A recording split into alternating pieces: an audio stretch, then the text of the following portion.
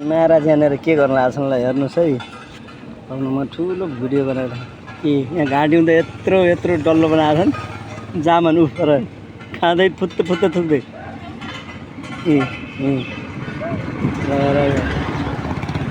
देखिरहेको होला नि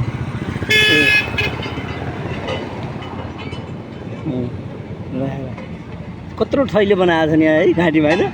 अनि फेरि जामनको भित्र दाना फाल्ने ऊ ठुबु ठुबु कस्तो मिठो मानेर घोडाघोडी मन्दिर है त। यहाँ एकदम सौन्दर्य छ। यहाँ हेर्नुहोस् यहाँ घोडा छ, घोडी छ, त्यहाँ पानीको झरना छ, त्यहाँ मान्छे छन्। यहाँ यस्तो रमाइलो छ ट्याक्क पारेर। तर सबैभन्दा रमाइलो यहाँ हुनुहुन्छ उहाँ यहाँनिर उहाँ के गर्दै हुनुहुन्छ हेर्नु त।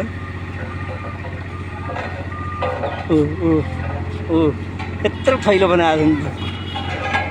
ल यही हो का